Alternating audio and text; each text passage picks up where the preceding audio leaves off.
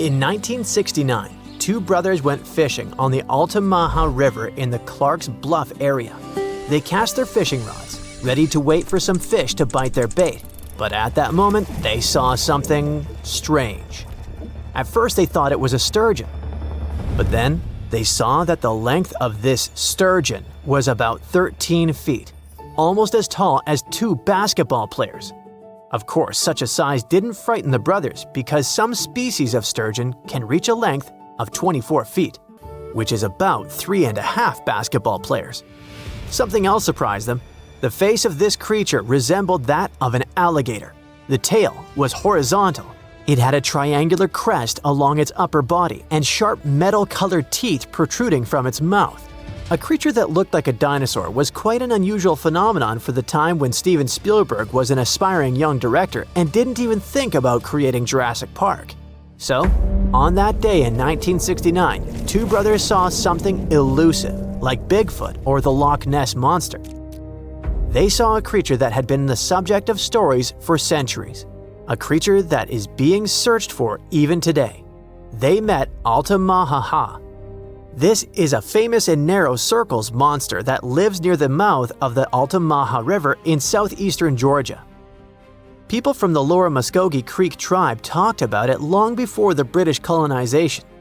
In ancient times, there were legends about a snake-like lizard that bellowed and hissed. So this monster has already been elusive for several centuries. But do you know what distinguishes Altamaha from Nessie, Chupacabra, and others? Yes, there are no bad quality photos or videos of Altamaha, but there's a huge amount of evidence from different periods. For the locals, Altamaha is so real that one artist created a detailed statue of this river beast. Of course, it's not accurate because it's based on eyewitness accounts. But you'll probably agree that it would be scary to see such a cute animal in the middle of the river while fishing.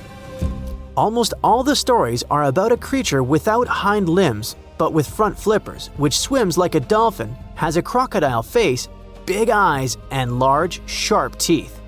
It's gray or green with a whitish-yellow belly and a bony crest on its crown. And most interestingly, people have seen this creature in different sizes. Of course, when you see an unknown dinosaur-like thing, you can exaggerate its size or estimate it incorrectly, which explains the difference in statements. But there's also a probability that Georgia is home to a big family of Altamaha. One of the first people to see this creature and report it to a local newspaper was Captain Delano. On his schooner Eagle, he was sailing near St. Simon's Island, below the mouth of the Altamaha River, when he saw a creature about 70 feet long, which is almost twice the size of a school bus. Its body was like a barrel, and its head was like that of an alligator.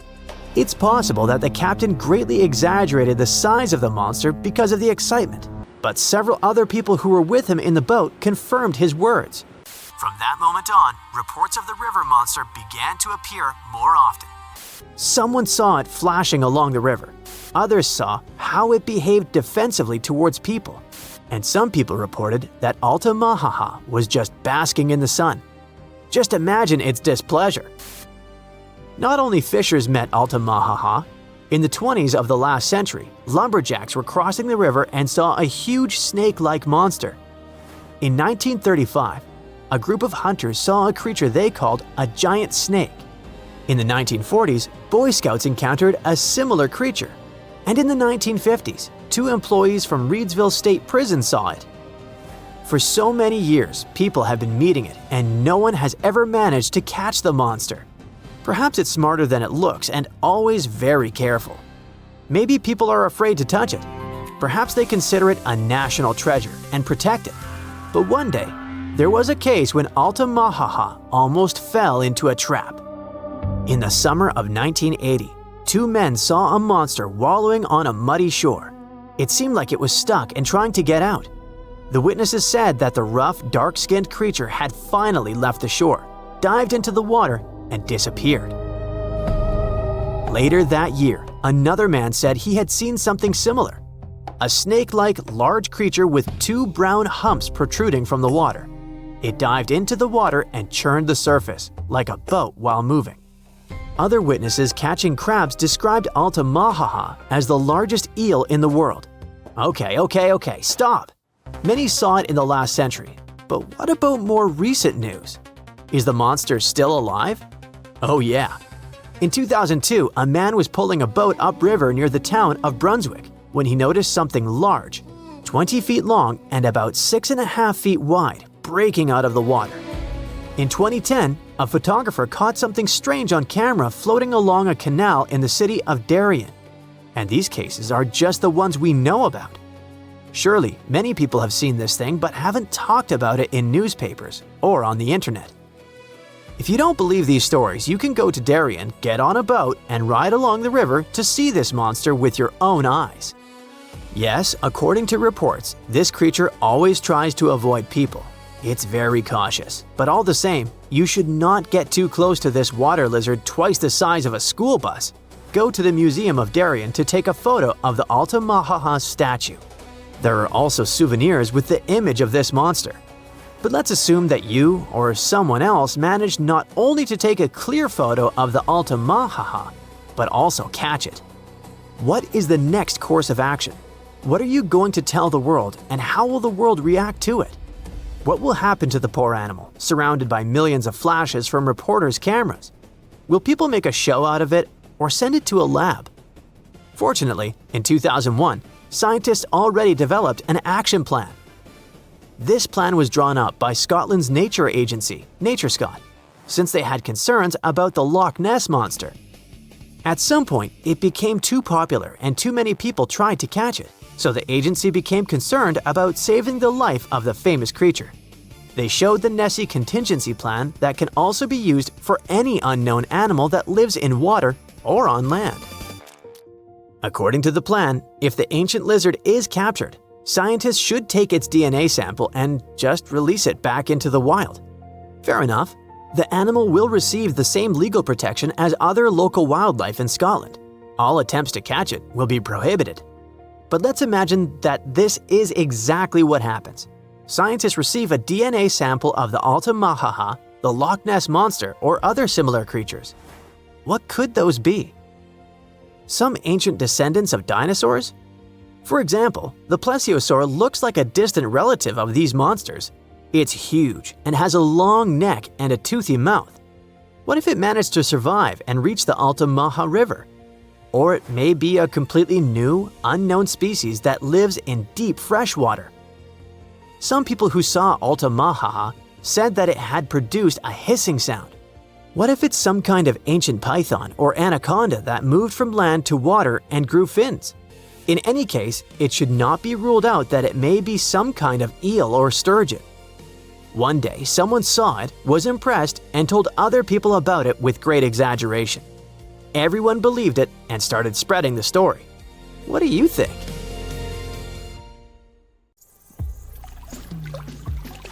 Now, of course you know that the Amazon River is famous for its piranhas, bull sharks, and other creatures you don't want to meet. But there are even more dangerous rivers in the world. The deepest of them, the Congo, goes so far down in some sections that even light can't reach there.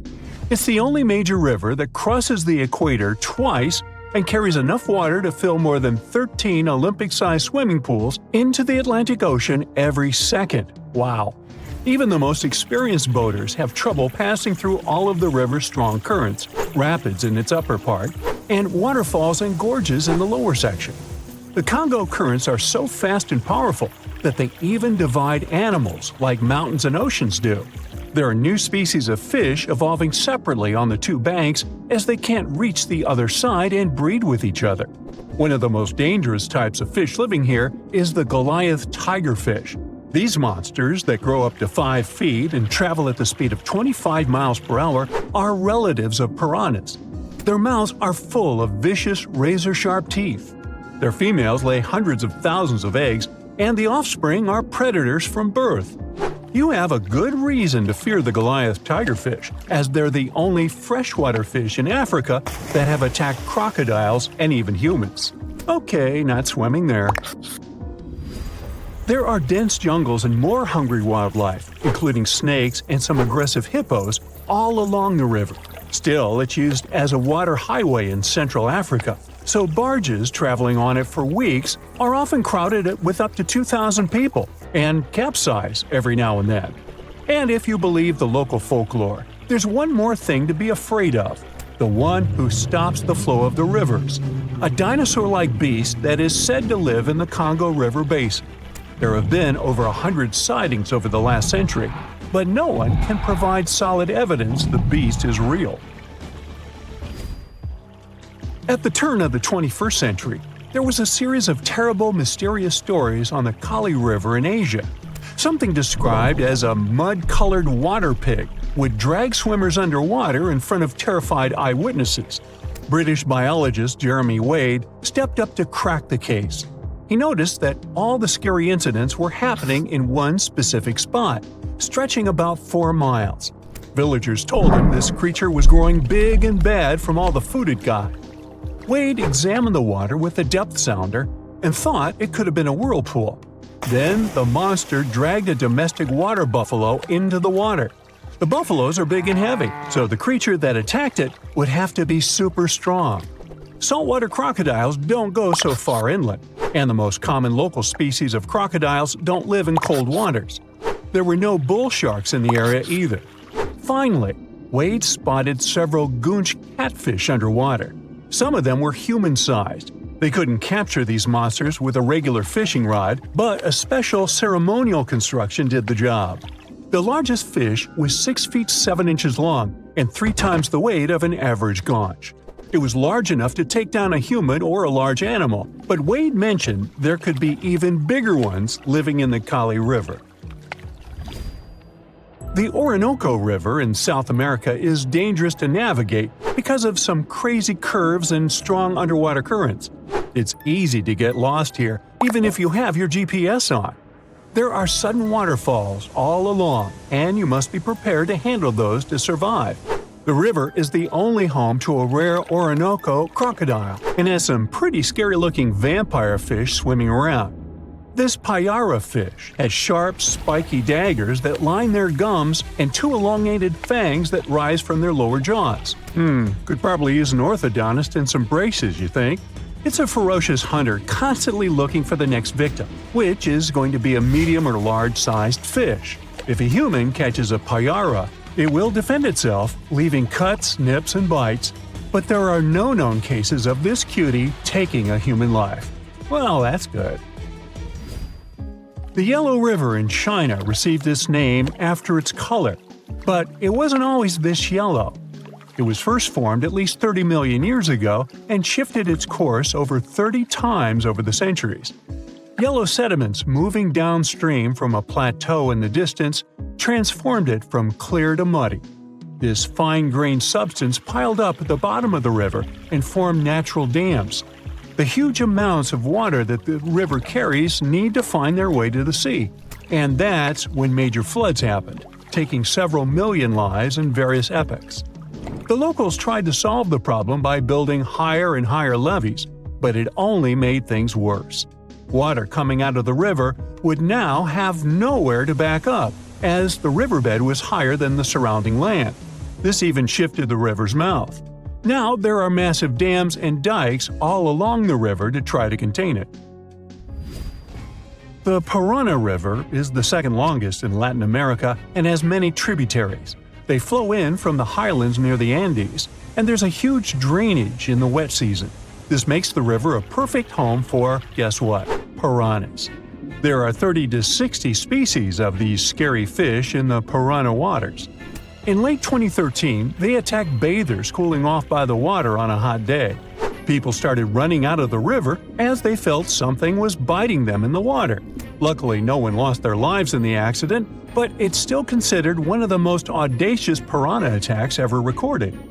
Biologists later determined that the type of piranhas, called palomates, was to blame for this, and humans had probably disturbed their breeding grounds. Well, the piranha also has a strong current that is tricky for boats and swimmers to overcome. Plus, it often floods, which can be dangerous for people living in the surrounding areas. The longest river in the world, the Nile, flows through 11 countries all the way into the Mediterranean Sea. Expeditions have spent centuries looking for its source, and no one still knows for sure where this mighty river begins. Adding to the mystery, the Nile takes an unexpected turn right in the middle of the Sahara. Scientists have figured out the reason is a massive underground rock formation from millions of years ago. The Nile has served as the most important water highway for civilizations through centuries, but it has some pretty dangerous inhabitants, like crocodiles that grow to be 20 feet long, which is slightly more than the height of an average giraffe. These bad guys can reach a speed of 30 miles per hour on land and take the lives of a couple hundred people every year. Hippopotamuses that also live here sometimes go after boats, and venomous snakes like the black mamba and the Egyptian cobra add to the mix. One of the most dangerous creatures on the Nile is the mosquito, as they carry around all sorts of diseases that affect hundreds of thousands of people. The Brahmaputra River in Asia carries waters from the mighty Himalayas. When the snows in the mountains melt, the river floods massively, causing landslides, displacing millions of people, and taking the lives of hundreds of animals in the nearby national parks. Such floods are also common during the monsoon season in India, from June to October, with heavy rains.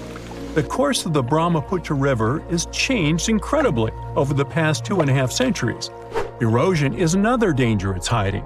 The banks of the river are mostly made of weak cohesive sand and silt, and even though the erosion rate has gone down, it is still the reason a lot of people lose their land and get displaced. The Brahmaputra is one of the few rivers in the world that has a tidal bore.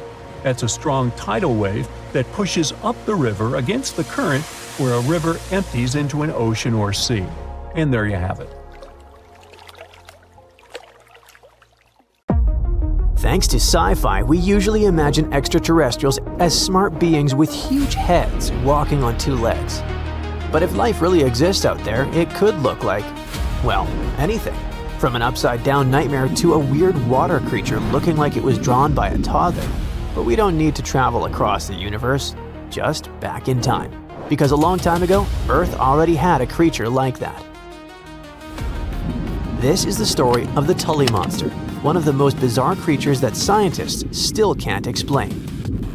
Around 310 million years ago, Earth was a drastically different place. Today, our continents are scattered like pieces of a broken plate, but back then, during the Carboniferous period, the planet had one supercontinent, Pangaea. That was more than 200 million years before a T-Rex was chasing down a Triceratops. Huge areas were covered in warm, shallow seas and swampy coastlines, with thicker air and higher oxygen levels. Oceans were filled with creatures that never made it past evolution's experimental phase, like this little guy. At one point, the area that's now Illinois was just shallow coastal waters and muddy shores. Sediment from rivers often buried marine creatures, and sometimes trapped them in iron-rich nodules before they could rot away. That's how soft-bodied animals, which usually don't leave fossils, were preserved in detail at a spot known as Mason Creek. Every single Tully monster fossil we know of comes from this one place. It's entirely possible that these strange creatures were swimming all over the prehistoric world. But this could be the only graveyard that had the needed chemistry to preserve their bodies until we found them. But wait, what exactly is this thing? Well, first off, it was named after Francis Tully, the Illinois fossil collector who first found it and brought it to scientists. And second, it wasn't a monster, that's for sure. The animal was pretty small, usually only about 3 to 14 inches long. It had a soft, swimming torso shaped like a thick worm or a slug without any hard shells or bones. But its front end was both the coolest and the weirdest part. It had a long, flexible nozzle sticking out of its face, almost like a vacuum hose, except at the end of that hose was something resembling a claw. The snout itself wasn't rigid, it could extend and bend, similar to how an elephant uses its trunk, or how an octopus reaches with an arm.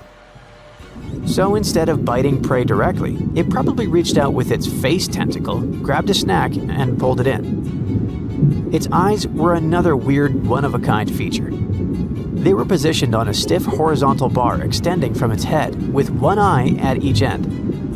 This setup gave it a wild field of view, similar to how a periscope or side-mounted cameras can help you see more. Most animals fall into two groups, vertebrates and invertebrates. Vertebrates have a backbone like fish, dinosaurs, dogs, and us humans. Invertebrates don't, like worms, snails, and insects. The Tully monster is one of the rare cases where scientists still argue what it was. When scientists look at the fossils, they see a pale stripe running down the middle of the body.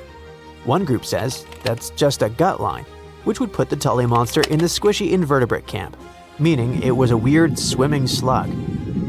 But another group claims that it was a notochord, a kind of primitive stiffening rod that evolves into a spine. If they're right, that would make the creature a vertebrate, a distant cousin of fish and even us. Basically, all of this makes the Tully monster a mix of a fish, a worm, and a crab. Something never found since. Based on that soft, squishy body and little stabilizer fins, we know the Tully monster wasn't exactly racing other fish. It wasn't fast like a shark. It was more of a slow-motion cruiser. It probably drifted through the water using that long snout to poke around in the mud for jellyfish, sea cucumbers, or maybe even some rotting stuff. Despite its scary-looking claw and eyes, we can't tell for sure if it was a predator. The Tully monster was pretty well adjusted, so we don't know why it went away. If we look at the fossil record, this creature had disappeared way before the massive extinction events wiped out the dinosaurs or the earlier marine life. There wasn't an asteroid or a volcano involved. Perhaps it vanished because its home wasn't the same anymore. Remember, the Carboniferous period was a wet, swampy world. But as time went on, Earth's climate shifted. Tropical estuaries dried up and the chemistry of the water changed. This probably caused Tully's specific playground to disappear. As far as we know, the monster left no genetic heir. Usually, if an animal goes extinct, it leaves behind a cousin or a descendant that evolves into something else. Dinosaurs left us birds. Ancient fish left us, well, modern fish. But the Tully monster remains unique. There's nothing alive today that looks remotely like it, and that's exactly why scientists are still pulling their hair out trying to classify it. We aren't confused because we're missing the pieces. In fact, we have over 2,000 fossils. We're confused because we have nothing to compare it to. And who knows, oceans are largely unexplored, so we might run into some new creature eventually that will add new pieces to the evolutionary puzzle. The Tully monster might be the captain among the weird prehistoric swimmers, but it definitely wasn't alone. If we look back at the fossil record, especially during the Cambrian and Permian periods, we'll find a whole gallery of evolutionary experiments that look like they were designed by a committee of ETs. For example, we had hallucigenia, our upside-down creature. When scientists first found fossils of this tiny worm-like creature, they didn't know which side was up. On one side of its body, they saw long, sharp spines. On the other, they saw soft, stubby protrusions. They assumed the tough parts were legs and the soft protrusions were tentacles on the animal's back. Years later, better fossils revealed it was actually the other way around. The whole animal was put together upside down. The spines were like defensive spikes sticking up, and the softer parts were actually short legs meant to touch the ground. In other words, it wasn't walking on stilts at all. It had been upside down the whole time. Then there was Opabinia. This thing looks like a shrimp that got extremely confused. Most animals are happy with 2 eyes. Spiders have 8, but Opabinia decided it needed 5 for some reason. 5 mushroom-shaped eyes found out on its head, giving it a 360-degree view of the world. And if that wasn't enough, it had a long, flexible nozzle sticking out of its face, kind of like that of the Tully monster. When this animal was first presented at a science conference in the 1970s, the room actually erupted in laughter because everyone thought it was a practical joke. Finally, there was a creature called Helicoprion. At first glance, it looks like a shark.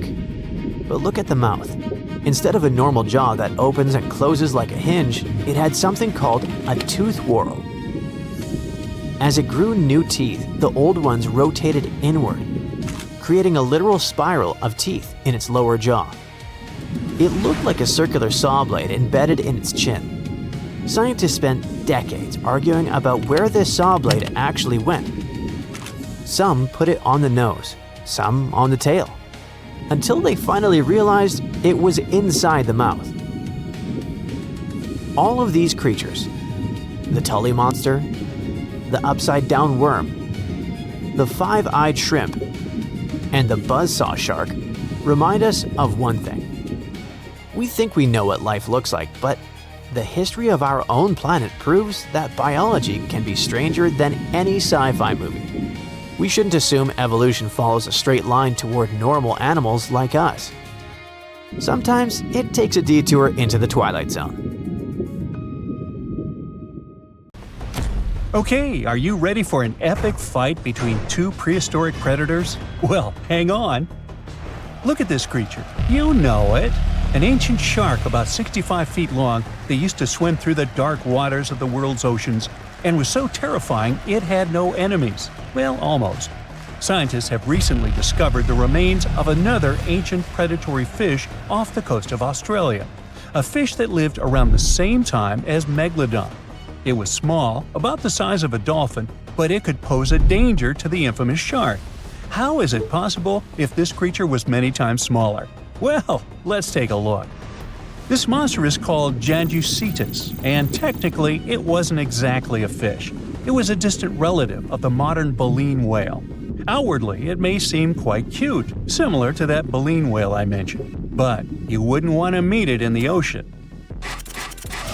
It had the massive skull of a whale, large eyes the size of tennis balls, and a short snout with an immensely powerful jaw filled with razor-sharp teeth.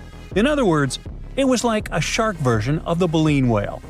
Janjucetus lived during an ancient period called the Oligocene, which was about 33 to 23 million years ago. At that time, there was an incredible abundance of life in the world's waters. Giant penguins, small whales, sharks 2 to 3 times larger than modern ones, primitive dolphin species, and many other unusual creatures. Now imagine that in this ancient and terrifying neighborhood, a giant megalodon met a Janjucetus. At first sight, it's not love.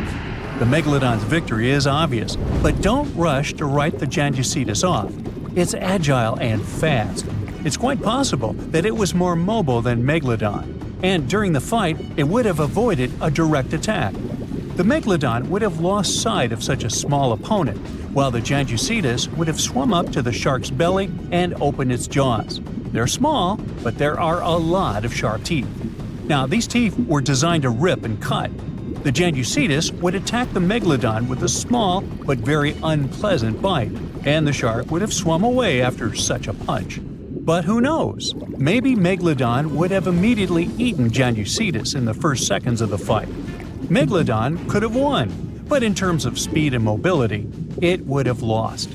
So let's look at something bigger, something that could actually have competed with Megalodon. It doesn't have to be a monster living at the same time as the ancient shark. We can make our own rules. Imagine that all ancient marine creatures ended up in the same pool with Megalodon.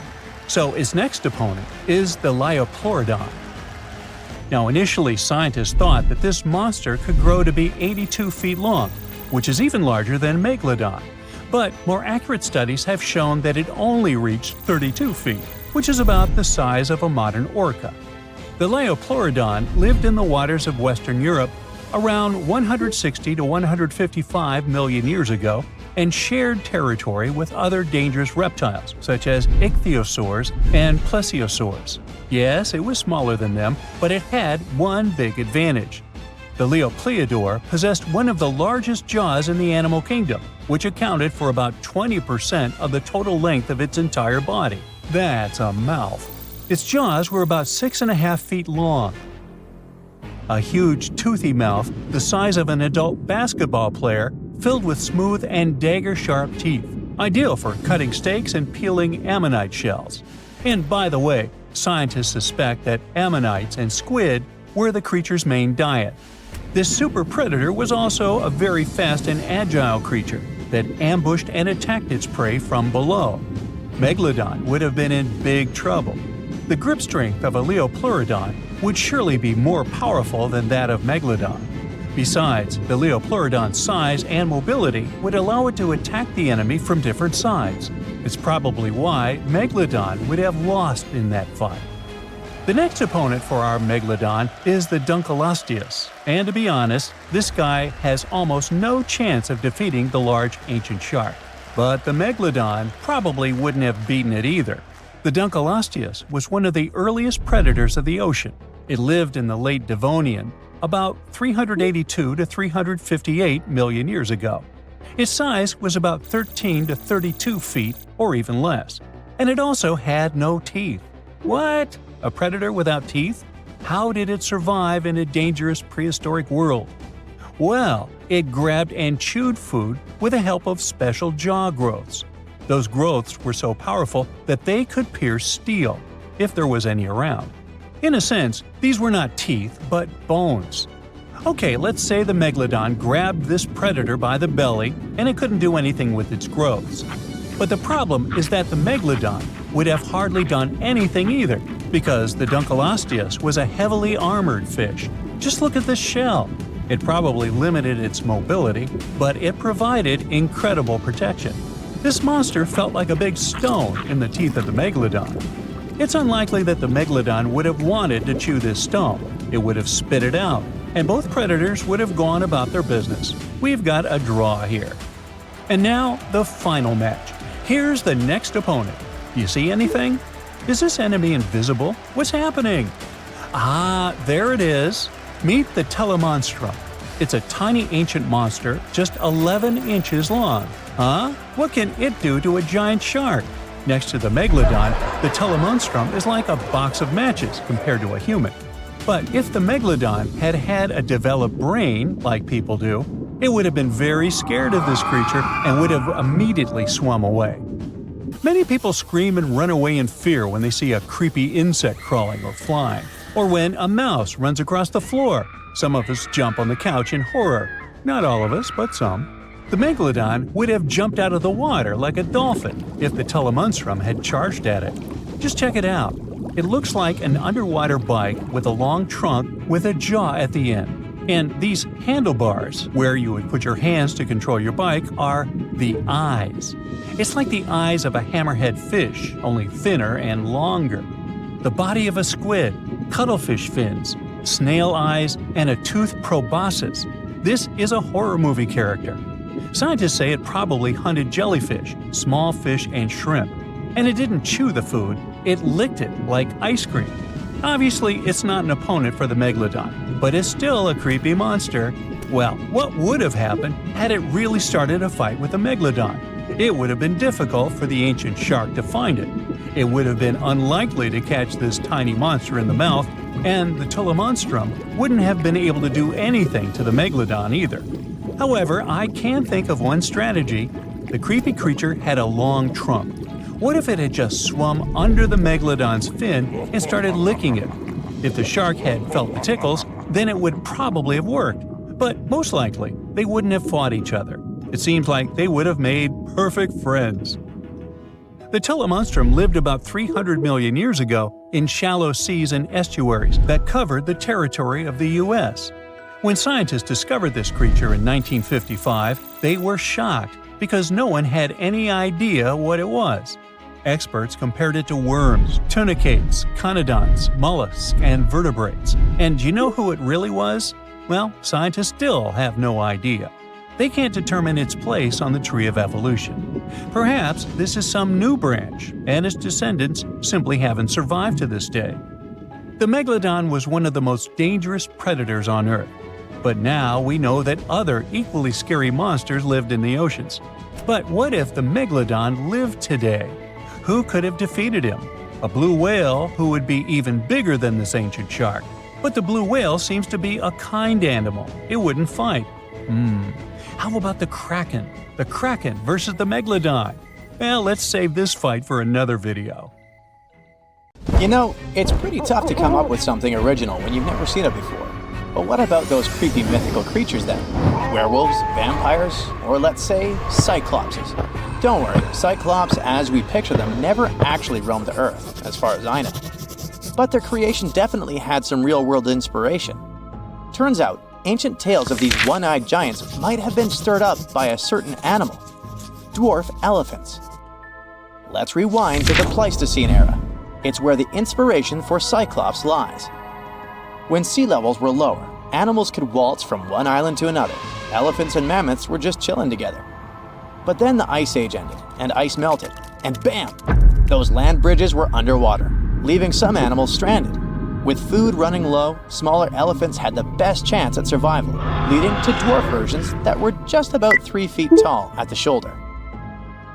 Now, here's where it gets interesting. When those little elephants passed away, they left behind skeletons that might have looked like a giant with a single eye. The trunk, which is soft and doesn't fossilize well, was gone. And without tusks, the skulls could totally resemble something out of a monster mash. Yikes! So when the Greeks showed up and stumbled upon these skulls, they could have thought they had stumbled upon massive creatures with a single eye. And poof! The legend of the Cyclops was born. Remember that cute cartoon about a mermaid? Well, sorry to break your pink glasses, but the true story didn't end happily. The Little Mermaid and Eric did not tie the knot. In Hans Christian Andersen's original fairy tale, the Little Mermaid is faced with the choice to slay the prince. However, when it's time to act, she discovers that she is unable to harm him. Instead, she chooses to sacrifice herself to save him, ultimately turning into sea foam. Right, but where does the mermaid character come from? Hans Christian Andersen wasn't the first to dream up mermaids. Long ago, people thought the ocean was full of all kinds of mythical beings, like krakens and sea serpents, adding a bit of mystery to the waters. The earliest known half-fish, half-human character is Wanus, a Babylonian deity from the 4th century BCE who swam ashore by day and returned to the sea at night. Similarly, ancient Greek sirens, initially depicted as birdwomen, lured sailors to their demise in Homer's Odyssey. Over time, they've turned into the fish-tailed mermaids we know today, with the word siren now often meaning mermaid in several languages. Traditionally, they're wicked. Sure, mermaids are just make-believe, but their stories can grab people's imagination. Like Christopher Columbus. When he sailed in 1492, he swore he saw a mermaid. Spoiler alert, it was actually a manatee, which is basically the original sea cow. And they're not even that much of fish, they're closer relatives to elephants. Now, it might seem strange to mix up a lazy sea creature with a gorgeous half-fish lady, but it's not just Columbus who made that mistake. That's why manatees and their cousins, dugongs, are grouped together in Sirenia. In Japanese folklore, certain animals are attributed with supernatural qualities believed to affect human affairs. These entities fall under the category of yokai, specifically known as henge or shapeshifters. The most notable among these creatures are the cunning fox spirits called kitsune and the tanuki. Let's tackle this one step at a time. If you Google tanuki, you'll get a bunch of adorable pics in Google Images. The reason for that is simple. It is indeed tanuki in Japanese, but in English, we should say Japanese raccoon dog if we want to refer to an actual animal. However, the word tanuki can have two meanings, both an actual animal and its folklore namesake. The mythical version, called bake tanuki, pops up in stories and legends all over Japan, while tanuki are real animals. Bake tanuki are portrayed as quirky, supernatural beings.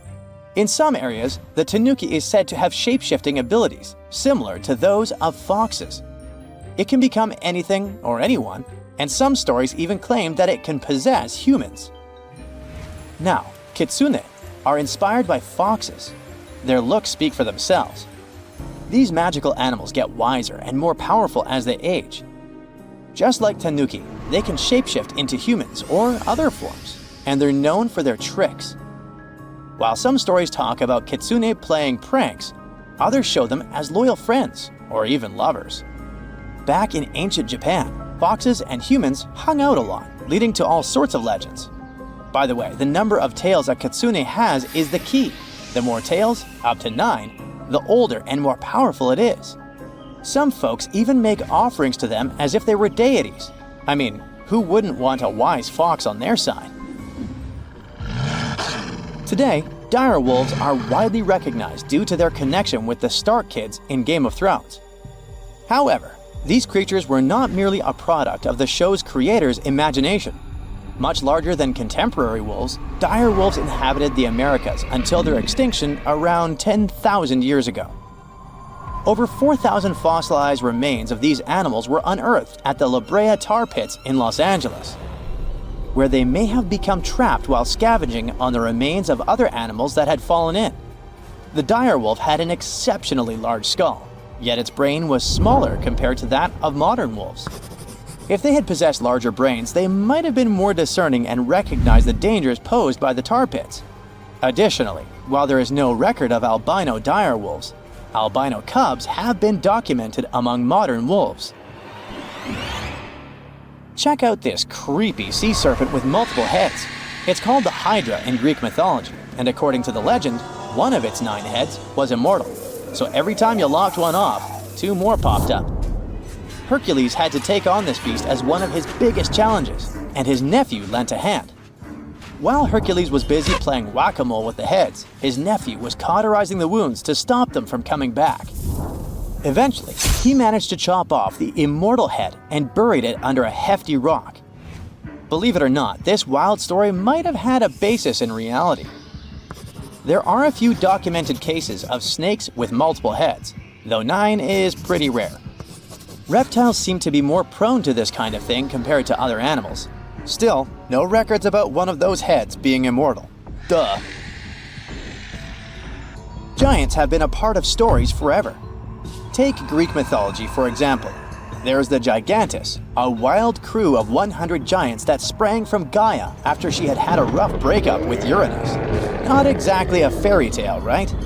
Then there's Urgelmir from Norse mythology, who was born when icy Niflheim waters mixed with the fiery heat of Muspelheim. Now let's switch gears to real-life giants. Some folks had a condition called hereditary gigantism, which helps explain the tales of these towering figures. Scientists think they found a gene linked to it.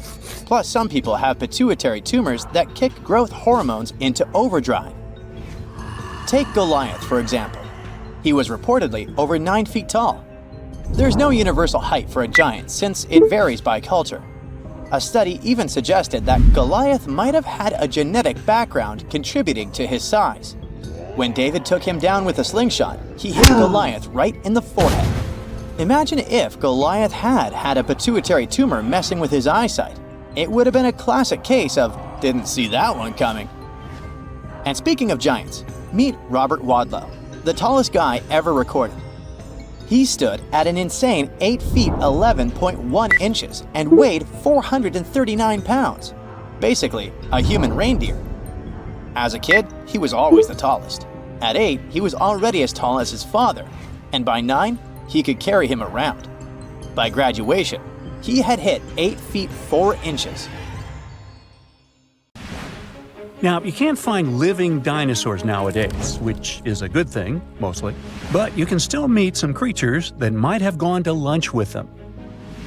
The frilled shark, for example, is a living fossil that comes from a family of sharks that have been around for about 80 million years. One of the coolest things about it is its long, eel-like body that can grow as long as 6 feet. It has 6 pairs of gills on its throat, which help the frilled shark breathe in the deep, cold ocean where there isn't much oxygen.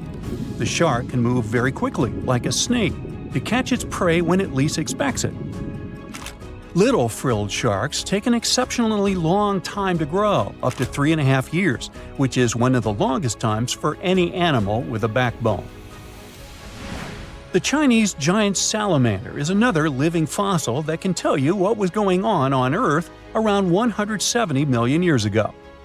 Now, when I say tell, I really mean it, as it can make sounds like hisses, whistles, and barks, and even a noise that sounds like a crying kid. The biggest Chinese salamander found so far weighed 130 pounds, as heavy as 2 Dalmatians, and was almost 6 feet long. Giant salamanders like to be alone. Hey, I want to be alone. And will chase away other salamanders from their space, except when it's time to start a family. During the day, they hide and sleep under rocks. They can make a special substance from their skin that keeps predators away. Now, gharials are reptiles that have been around for about 38 million years. They live in India and Nepal in slow-moving, muddy rivers. Sadly, there are very few gharials left in the wild, less than 100. These creatures can't control their body temperature, so they need to sunbathe to get warm or cool down in the water if they get too hot. Their eyes are close together and face forward, which helps them see in 3 dimensions and judge distances more accurately. Gharials also have a transparent third eyelid that protects their eyes when they're underwater. They have over 100 sharp teeth, but they can't chew their food. Instead, they use their strong jaws to grab prey and then, swallow it whole. The alligator gar is a fish that has a family history of more than 100 million years. It still has some cool features from ancient times, like being able to breathe both air and water. It also has a special spiral-shaped intestine, like a shark. The alligator gar is one of the biggest and heaviest fish in North America. Just like an alligator, it has a long body and snout, plus a row of sharp teeth. But instead of legs, the gar has fins to help it swim underwater. The tuatara isn't a lizard as you might think, and isn't a dinosaur either. This New Zealand resident is one of the most unique animals in the world. Scientists love studying tuataras because they can help us understand how today's lizards and snakes evolved. One of the coolest things about the tuatara is its third eye, called a parietal eye, on its head. It has its own lens, retina, and a nerve that connects it to the brain. Scientists think it might help the tuatara know when it's light or dark outside and absorb sunlight to make vitamin D or help them keep their body temperature exactly right. Tuataras can live an extraordinarily long time, up to 100 years. Cassowaries are the youngsters on our list, as they've been around for only 60 million years. They have some things in common with dinosaurs, like their 3-toed feet and how they breathe. Cassowaries love to eat fruit, lots and lots of fruit. This love of fruit helps the rainforest because when cassowaries eat the fruit, their bodies don't harm the seeds inside. As they move around the forest, they spread these seeds, you can guess how, with their own natural fertilizer, helping new plants grow. Cassowaries are big birds, about 6 feet tall and weigh over 100 pounds. They have a special claw on each foot that is 5 inches long, and they can use it to kick real fast. If they feel threatened, they can charge, kick, and even jump on someone. They can also leap up to 5 feet in the air. So, the best thing to do is stay far, far away from where they live. The order Notostraca is a group of crustaceans that you may know as tadpole shrimp or shield shrimps. These animals have been around for about 360 million years. They have a wide, flat shell that covers their head, and they have a pair of eyes on top. These creatures can be found all over the world in different kinds of water, like freshwater, brackish water, and even salty pools. They can also look different depending on where they live. Notostracans aren't picky eaters and can snack on pretty much anything, from plants to small animals and other shrimps. Some of them are considered pests in places like California rice paddies because they stir up the mud, which blocks sunlight from reaching the young rice plants. Sturgeons are some of the largest fish species on the planet. They live only in the cool waters of the northern hemisphere and never travel below the equator. Even though they are huge, sturgeons don't have teeth. They eat by sucking food off the bottom of rivers, gulfs, lakes, and oceans. Scientists believe that sturgeons came from a group of fish that first appeared around 419 million years ago, long before dinosaurs even existed. Their ancestors survived a big extinction event that wiped out 90% of all species and went on to become the largest fish in many rivers in North America and Eurasia. Sturgeons can live up to 100 years old or even older. female sturgeons can lay up to 3 million eggs at a time, but not all of the eggs eventually turn into real fish. Our next hero, the Pacific lamprey, has successfully lived through at least 4 mass extinctions. Its ancient ancestors evolved over 450 million years ago.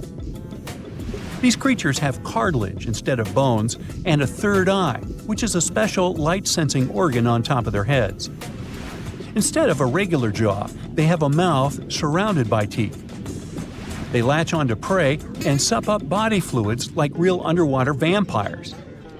And although he wasn't living underwater, the story goes that King Henry I of England might have lost his life because of a lamprey. The English monarch loved this fish so much that he defied doctors' orders to stop eating its flesh. He got sick every time he'd have it, but the lack of bones and the unusual taste made the royal fall in love with it. As a result, he got some scary symptoms from eating lamprey and eventually passed away. Can you say clueless? The elephant fish, also called the Australian ghost shark, has been on Earth for around 400 million years. Even though they're related to sharks, they aren't actually sharks. Instead of bones, their bodies are made entirely of cartilage. These fish have a special shiny tissue in their eyes that can make their eyes look like they change color from yellow to green. Elephant fish can be pretty tough and will fight back if they feel threatened. They like to be alone and usually don't hang out with other fish. Horseshoe crabs also deserve the title of survival champs, as they've been around even before dinosaurs, since 450 million years ago. 4 species are still roaming the ocean from Maine all the way to Mexico. Horseshoe crabs are more like spiders than ticks than they are like real crabs. They have 9 eyes, plus extra light sensors near their tails, so they can see really well.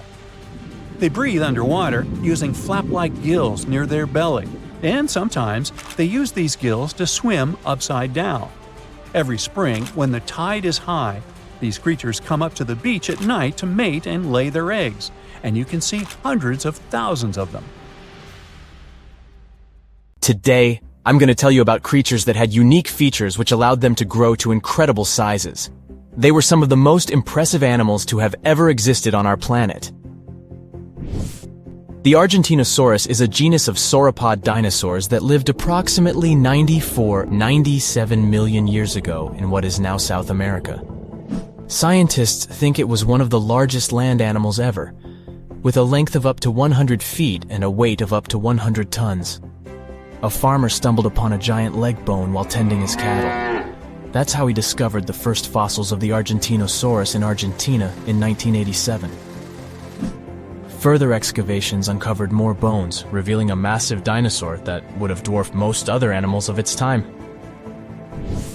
The Spinosaurus, meaning spine lizard, is a genus of theropod dinosaur that lived around 97 million years ago in what is now North Africa. It is believed to be one of the largest carnivorous dinosaurs to ever exist, with a length of up to 60 feet and a weight of up to 23 tons.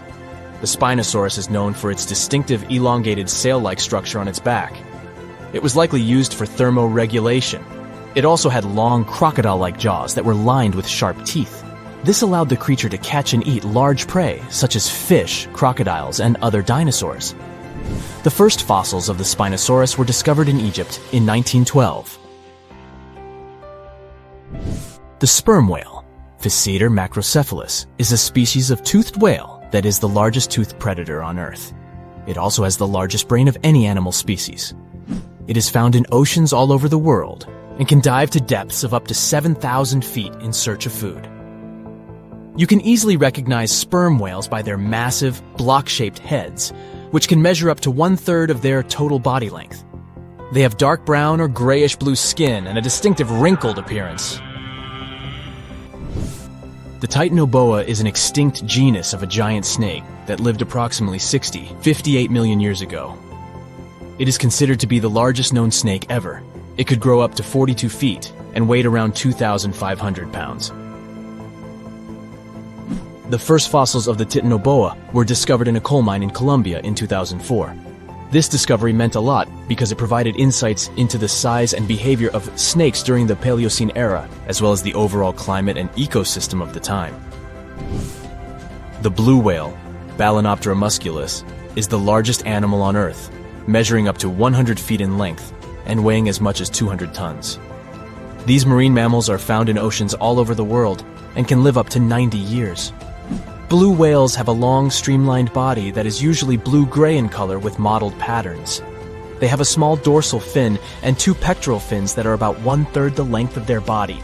Blue whales feed on tiny shrimp-like creatures called krill, and they eat a lot. A single adult blue whale can eat up to 8,000 pounds of krill in a day.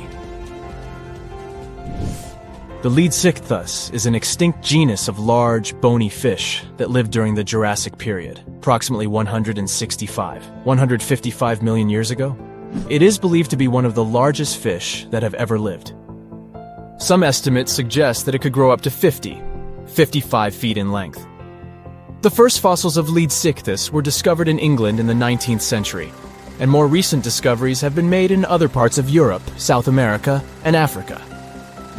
Despite its enormous size, the Leadsichthus was a filter feeder, similar to modern-day whale sharks, and likely fed on plankton and other small organisms.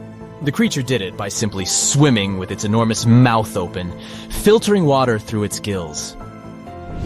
The pterodostro is an extinct species of flamingo-like birds that lived approximately 35 million years ago. They were relatively small birds with a wingspan of about 2-3 feet. And they were known for their distinctive long, narrow beaks equipped with comb-like structures used for filter feeding. The pterodostro lived in shallow bodies of water, like lakes and lagoons, and mostly fed on small crustaceans and other tiny organisms. The animal filtered them from the water using the comb-like structures on the inside of its beak while swimming through the water. The African elephant is the largest land animal on Earth and one of the most recognizable ones. There are 2 species of the African elephant, the savanna elephant, Loxodonta africana, and the forest elephant, Loxodonta cyclotis. You can see them in various parts of sub-Saharan Africa. These creatures can be identified by their large size, gray skin, and long trunks. African elephants can grow up to 13 feet tall and weigh up to 14,000 pounds, depending on the species and gender. Want to high-five a sea creature? Well, put your hand up for the Tasmanian red handfish. This fish doesn't swim like a fish. It walks. It uses its flipper-like hands to stroll around on the ocean floor. These bottom walkers are disturbed by swimmers and boats a lot. Some people even want to take them home as pets. I think it's better to just give them a wave and swim on by. The vampire squid. Its species name is Vampiroteuthis infernalis, which translates to vampire squid from hell. Oh yes, this vampire squid means to terrify everyone with its name, its dark red color, its spikes at the bottom, and the scary fact that it can basically turn itself inside out. The vampire squid loves putting on a good show, but it's as harmless as a kitten is to humans. It's as if Dracula scared the pants off you, but he didn't have blood-sucking fangs. The vampire squid feeds on food particles from plants and animal matter floating near the ocean's surface. Since they're not predators, they need good defensive strategies, and their vampiric look is designed to ward off large creatures who want to eat them. Turning themselves inside out is a defensive mechanism since the spiky areas in the inner skin are more intimidating. They also shoot out a substance that does not have color, but is packed with bioluminescent particles to distract predators. The vaquita. Going out on a boat off the coast of Mexico sounds like the perfect vacation. The sun, the blue water, the most endangered sea creature. Wait, what? The vaquita isn't dangerous, but don't expect it to stick around to say hello or sign any autographs. It's incredibly shy. This little cow, that's what it means in Spanish, is one tiny sea mammal. With those black markings around its eyes, it looks more like a sea panda to me. Seeing one should make you feel very special. They're on the brink of extinction, mostly because they got caught by accident in fishing nets. It's estimated that there's only 10 left in the wild. The blue dragon. This little creature looks like something out of a kid's fantasy movie. It's called the blue glaucus, casually referred to as the blue dragon or blue angel. It can be found in many places, the Atlantic, Pacific, and Indian Oceans. It's kind of a mollusk and it only grows to be about an inch long. What you think is the back is actually the mollusk's bright underbelly. It regularly floats on its back so that its blue colors help it camouflage with the water's waves. The blue dragon isn't just pretty, it's also smart. It usually feasts on Portuguese man-o'-wars, also known as Physalia physalis. The blue dragon stores their stinging cells for later use, in essence, stealing their defensive mechanisms. When the blue dragon is threatened, it releases those stinging cells it stored, directing them at an enemy to sting them with more power than the Portuguese man-o'-war would have been capable of. As they can store a huge amount of stinging cells, they can be a threat to humans. So, if you find one, don't pick it up. It's best to admire it from a distance. The barrel-eye fish. If you ever wanted to have Superman's X-ray vision, looking at the barrel-eye fish will make you feel like you gained that superpower at some point in your life without even realizing it. The barrel eye has a transparent head, so you can see how their eyes and brain look inside. This magnificent creature lives in the deep sea. This is the lowest level of the ocean, where strange creatures roam in near-freezing temperatures and constant darkness. They're exposed to water's pressure that's almost 1,000 times that of the surface. If the idea of the deep sea sends a shiver down your spine, stay tuned to learn about another of its creatures later on. The barrel-eye fish can be found in the Atlantic, Pacific, and Indian Oceans. You might be wondering, why oh why would a fish have a see-through head? And that would be a fair question. Since the species was discovered in 1939, it was believed that the fish's eyes were set to see straight ahead and couldn't move. So it was assumed that they had tunnel vision. Scientists Bruce Robinson and Kim Reisenbichler from the Monterey Bay Aquarium Research Institute recently discovered that the fish can move its eyes vertically to see through the top of its translucent head, thus noticing if there are predators or prey nearby. The transparent head also allows more light to enter so they can detect prey better. It's believed that the barrel-eye fish eats jellyfish and small fish species. If you dive in the ocean at night, you might be lucky enough to see how orange ball corallimorph blooms in the dark. But make sure to be quick because as soon as you turn on your flashlight to take a good look, it will retract its tubes back into itself. The megalodon. The whale shark isn't the biggest shark known to humans. If the entire shark species were a kingdom, the prehistoric megalodon would be the ruler of the sea. Megalodon roamed the ocean a long time ago. About 15.9 to 2.6 million years back between the early Miocene and late Pliocene eras. While they've long been extinct, people are still amazed to learn about these gigantic sea beasts. Megalodon could reach anywhere between 45 feet to 60 feet in length with jaws more than 6 feet wide. A fossil of a tooth that once belonged to a megalodon measured at 7 inches. Needless to say, I'm pretty stoked that these guys have long been extinct. But there's still some adventurers out there hoping to meet this monster one day. The Dumbo octopus. This adorable creature, or creepy creature, or however you want to see it, is officially called Grimpoteuthis. More casually, it's referred to as the Dumbo octopus, named after the Disney character. Though Dumbo, the elephant, not the octopus, was teased for his big ears, it's highly unlikely that this adorable octopus gets teased by its water neighbors. They are the deepest living octopuses, living in the deep sea, and you know how scary that place is. They're only about 8 inches tall and spend their days hovering just above the seafloor eating snails, worms, and other food they find in the current or near ocean vents. There are nearly 17 species of Dumbo octopus, and they all have differences in height, color, and body parts. If you can't get enough strange animals, you'll be glad to learn that the deep sea has barely been explored by humans. So keep an eye out. There are bound to be more fascinating animals discovered in the deep in the future. The sea angel. These creatures might look and sound pretty cute, but their diet is far from sunshine and lollipops. Their favorite food are sea butterflies. They lay mucus traps for them and wait in ambush. The squat anemone shrimp. This shrimp is tiny, only 0.5 inches. It's also known as a dancer shrimp because of its peculiar behavior. When agitated, it raises its bottom above its head and does a little dance. Divers also say it readily jumps on their hands and cleans them. The coconut crab. This guy may look pretty creepy, especially when the sun goes down. Mature coconut crabs are around 3 feet in length. Their preferred foods are coconuts, but they can also hunt down lizards and even large birds. The slender snipe eel. Slender snipe eel is a slim and long creature that's still a mystery for marine scientists. It's 4 feet long and it has at least 750 bones in its spine, which is much more than any other animal in the world. The sea pen. Sea pen is 7 feet long and it has a lot of varieties, but most of them look indeed like a pen or a quill. The similarity is even more striking when the animal has a water-filled bulb that anchors it to the floor. The Persian carpet flatworm. This creature looks indeed like a carpet, despite being very small by comparison.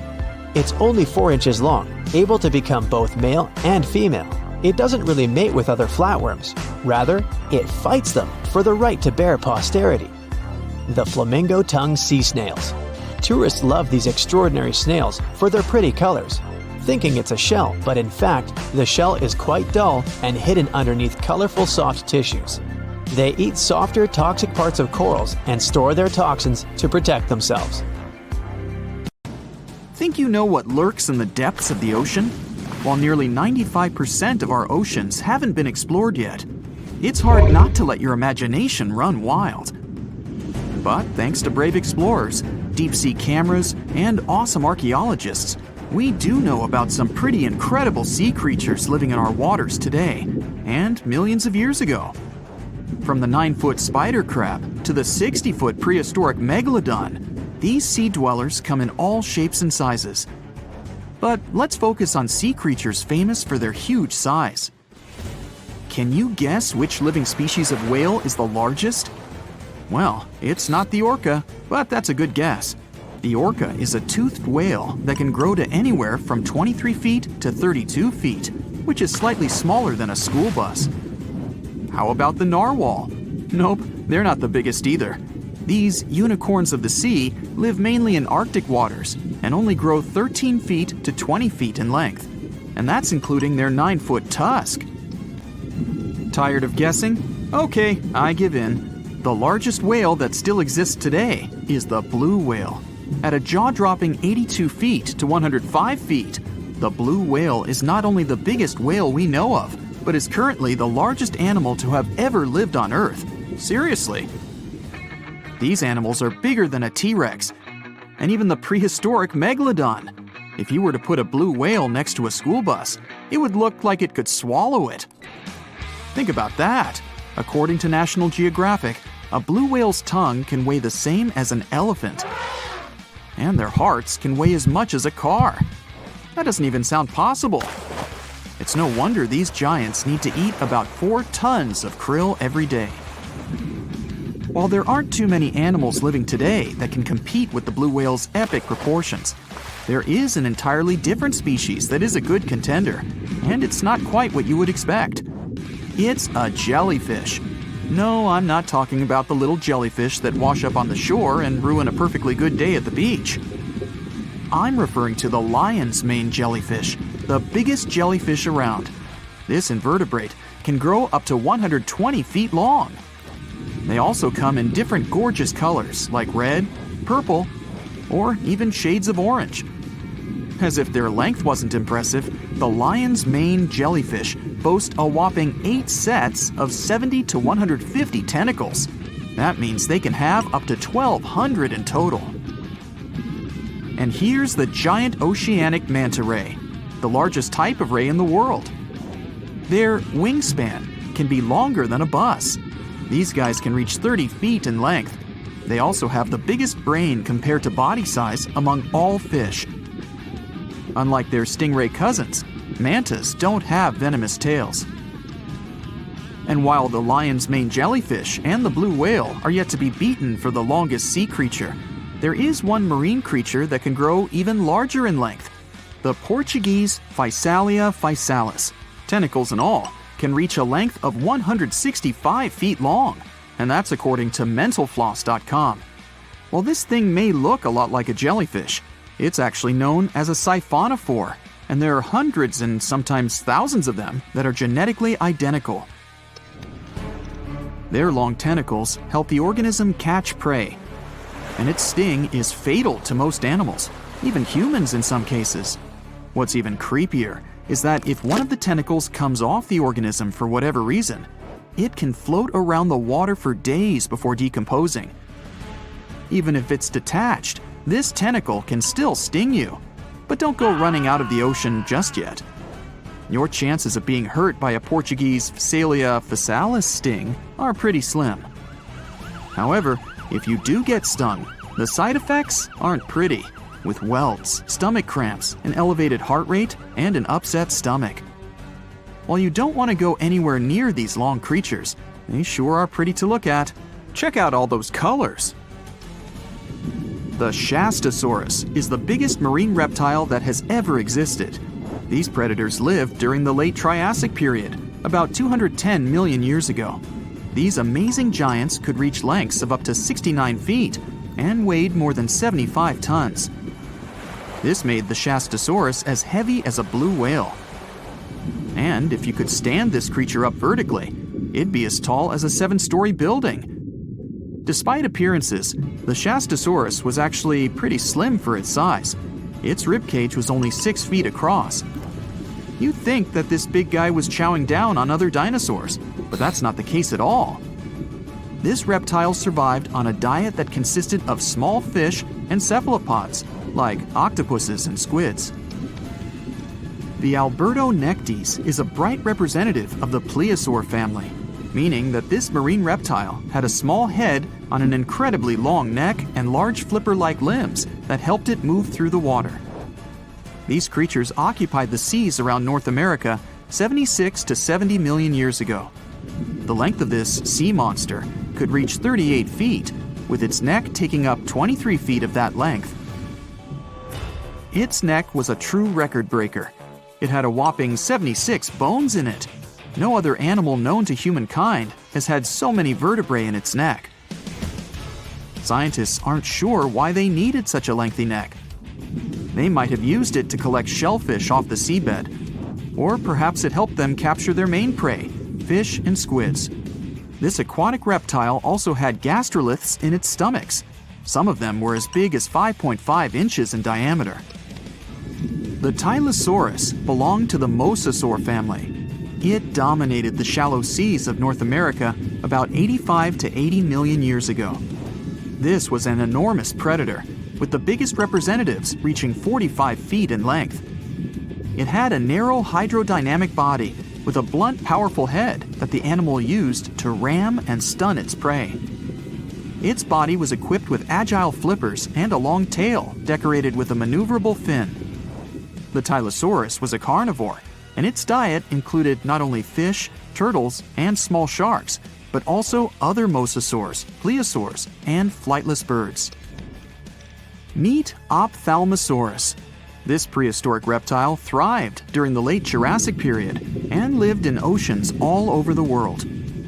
Ophthalmosaurus weighed somewhere around 6,000 pounds and grew to approximately 16 feet long, according to newdinosaurs.com. That's about the same length as the beluga whale that exists today. It's too bad these guys went extinct before we had a chance to see them ourselves, as their cartoonish wide eyes and dolphin-like features are pretty darn cute. Of course, the Ophthalmosaurus evolved over time to become ophthalmologists, or eye doctors that we know today. No, that's just a lie. Just testing you. The Mosasaurus is a truly gigantic predator that dominated the seas all over the world about 66 million years ago. According to fossil evidence, some specimens could be more than 50 feet in length. This fact makes the Mosasaurus the biggest marine carnivore of its time. One of the most terrifying things about this creature was its crocodile-like head, decorated with literally hundreds of razor-sharp teeth, neatly organized in 2 rows on both jaws. The thing is that it was pretty challenging for the Mosasaurus to grab its prey in the water. That's why it had all these teeth, plus something special: pterygoid teeth anchored to the bones on the roof of its mouth. This made hunting and holding onto its prey much easier. The Styxosaurus belonged to the plesiosaur family and lived during the late Cretaceous period, around 85 to 70 million years ago. Upon first glance at this dinosaur, you might mistake it for a sea snake, and it'd be an honest mistake. Styxosauruses were about 35 feet in length, but over 16 feet of that consisted just of their long snake-like neck. They had a comparatively small body and weighed approximately 4 tons. Their mouths were full of razor-sharp cone-shaped teeth that they used to catch fish. They didn't need to chew their prey, thanks to the 200 small stones called gastroliths in their bellies that probably aided in digestion. At the same time, some scientists believe that the Styxosaurus used these stones to sink to the ocean bottom in search of particular types of fish. Looks kinda like Nessie to me. It looks like a prehistoric creature that came from the time of dinosaurs. This scary beast is called the basking shark. It can grow up to 39 feet. People have only reported 3 of them in the past 160 years. The last sighting was in 2015, and before that, about 80 years ago. These sharks sometimes rise to the surface to filter out small animals, such as shrimps and other small crustaceans, when they want to have a nice, tasty seafood dinner. But when there isn't enough grub at the surface, they go down to the depths of almost 3,300 feet, where they tend to stay for months, which is something researchers discovered using satellite tags. Tag, you're it! Now, basking sharks like to spend their time in more temperate waters, but they can migrate long distances. They live across the globe, but in warm tropical or subtropical areas, they won't go near the surface because they're not fans of high temperatures. The lion's mane jellyfish is not that rare, but it's fascinating how large it is. It's the biggest among jellyfish species and the longest animal. Its total length can reach 120 feet. That's approximately 23 feet more than the longest blue whale scientists know about. The jellyfish has around 70 to 150 tentacles, and they all contain huge amounts of neurotoxins that can seriously harm you if you come in contact with the animal. But people don't usually come across this type of jellyfish because it rarely lives near the coast, preferring the open ocean. Generally, you can find the lion's mane jellyfish no deeper than 65 feet below the surface, where it dines on small fishes, zooplankton, and some other types of jellyfish. It uses its tentacles to catch its value meal. Hey, you want fries with that? The giant phantom jelly comes out of the darkness and depths of the ocean's midnight zone. Its sun hat-shaped bell reaches over 3 feet across. This bell trails 4 ribbon-like mouth arms that can be up to 33 feet long. This quite rare creature uses its mouth arms to catch unfortunate animals swimming around and not knowing what's coming for them. Giant phantom jelly propels itself through the water with periodic pulses coming from its orange head. It glows faintly and mysteriously in the pitch-black depths. It lives across the globe in all the oceans except for the Arctic. I'm guessing it's too cold. Because of its odd shape, people often call the oarfish the dragonfish or sea serpent. It's about 26 feet long, which makes it the longest bony fish we know about, and lives at depths of 3,300 feet. Oarfish spend most of their time in the deep, dark parts of the open ocean in tropical and subtropical areas. They almost never come to the surface, unless, invited. It's a ribbon-shaped and shiny silver creature with a long red dorsal fin and red oar-like pelvic fins. Its body has no scales and is very thin. The fish can grow to a length of about 30 feet and weigh 660 pounds. Oarfish have really big eyes that help them see better in their dark, scary surroundings. The frilled shark is definitely one of the gnarliest-looking marine animals out there. If you saw it somewhere, you'd probably think you went back to the age of dinosaurs. Yup, the frilled shark is a prehistoric creature because its roots go back 80 million years. This living fossil can grow to be 7 feet long. It got its name from its frilly gills. Even though frilled sharks have the shark part in their name, they swim similar to an eel in a distinctly serpentine way. Its mouth is terrifying. Similar to the maw of the great white shark, it has 300 trident-shaped teeth lined in 25 rows. Hey, come a little closer, huh? Researchers discovered this creature in the 19th century, but people rarely see it, and no wonder. It usually lives at depths of between 390 and 4,200 feet. Most of the time, the frilled shark feeds on squid, swallowing them whole. Its long jaws allowed the frilled shark to gape extra wide and swallow animals half as long as its entire body. Goblin sharks are very rare. Researchers have spotted fewer than 50 of them in more than 120 years. But maybe that's for the best, since we're talking about a pretty scary fella with a narrow snout and sharp teeth. It's also capable of thrusting its entire jaw outward when it wants to catch something. Sounds familiar. As it's lurking through the dark depths of the ocean, a goblin shark sees a small squid that looks quite yummy. The dangerous animal inches toward the squid. When the poor creature notices the predator, it tries to dart away, but it's too late. The shark has already thrust its jaw the whole 3 inches out of its mouth. This jaw is connected to the flaps of skin the shark can unfold. This helps a lot because the goblin shark is a sluggish animal, so it's pretty hard for it to chase its food. After finishing its lunch, the goblin shark puts its jaw back in its mouth and swims away as if nothing's happened. Goblin sharks mostly live at the bottom of the ocean. Like many other shark species, they prefer swimming alone. Here's a silver-colored creature with very rough skin. That's the ocean sunfish, with a total length of almost 11 feet. Its other name is mola. The ocean sunfish is the heaviest of all bony fish out there. People sometimes call it a swimming head because of its bizarre appearance. These creatures have such a weird shape because they're born with a back fin that never actually grows. It just folds into itself as the animal matures and creates a rounded rudder. The sunfish is a bit clumsy. It moves with the help of its mighty fins that allow the animal to swim on its side. This marine inhabitant is a solitary creature. It mostly feeds on zooplankton and jellyfish. The spotted wobbegong is one of the world's rarest sharks.